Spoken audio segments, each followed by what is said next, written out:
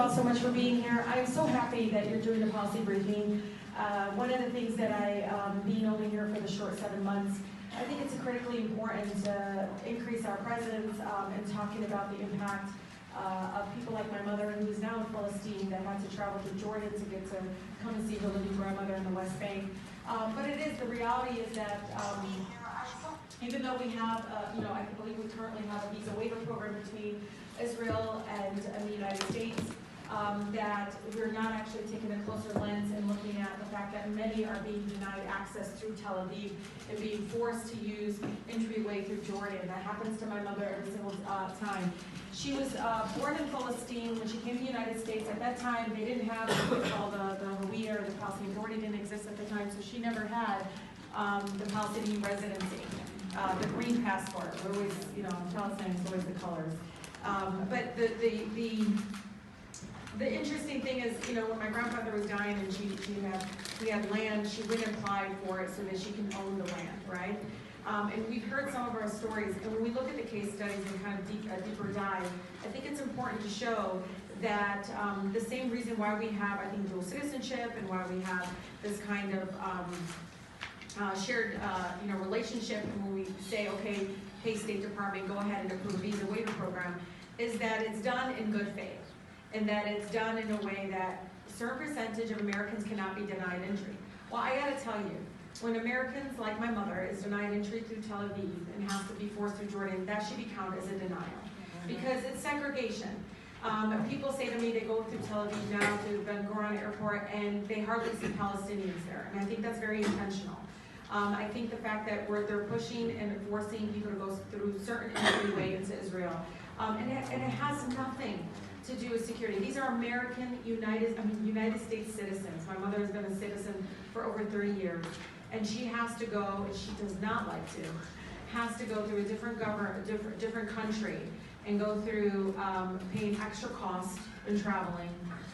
It literally takes a day or so to get through, and she has to go through yet another layer of security and scrutiny and so forth to get to go see her mother in the West Bank.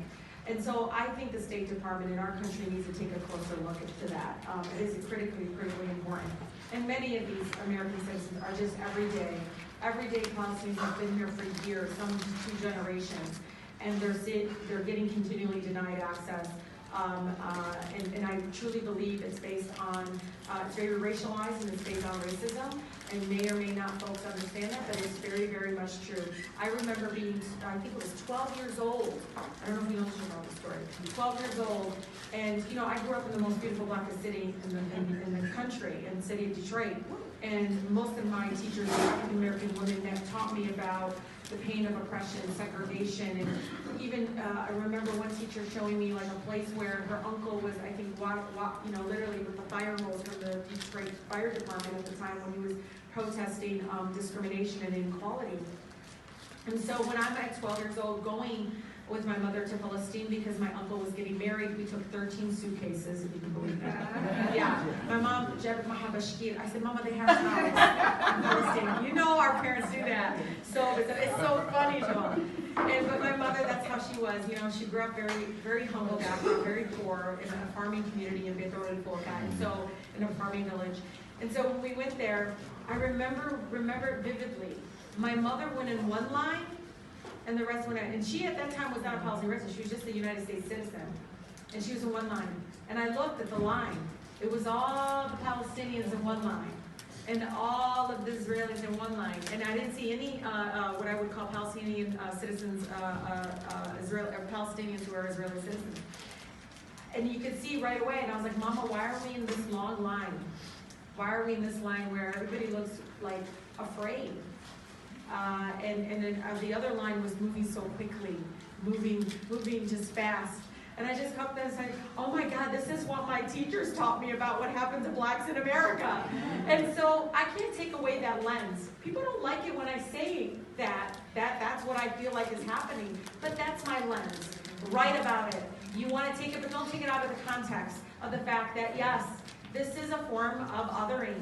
This is a form of dehumanization, especially when we want to say, well, some Americans deserve less rights because they're of Palestinian descent and others don't. I think that's wrong. And we need to push back against those kinds of racist policies in Israel, period. And so I just really thank all of you for being here. I want to encourage all of you, many of you are in different organizations, please be more present here and be more aware that when you use words like occupation, my colleagues don't know what you're talking about. When you say 1 to 2 state, they don't know what you're talking about. I had a colleague ask me what the blockade in Gaza means. These are not bad people. They really want to do the right thing. So many of them ask me so many thoughtful questions. I think, alhamdulillah, I'm here because I do have an openness. I don't take an offense. And I look at my smile, I was like, thank you for asking me. This is what it is. Another person actually signed on to the anti-BDS, not really understanding, but because they saw so many colleagues on there, they said it must be important. So I want you to know this is a tremendous opportunity for our cause, for human rights. That's going to make Israelis safer too. It's not just about us. It's about the whole country. And I gotta tell you, they're waiting for you to talk to them. They're waiting for you to teach them. And I always use the example of Humans of New York, where they describe the human impact. By the time you're done, you're like, oh my God, that's what it means. But when you starting, and these are for my uncles and aunties that start with since 1948, don't do that to us. Don't do that to my colleagues. This is the largest incoming class since Watergate, ironically.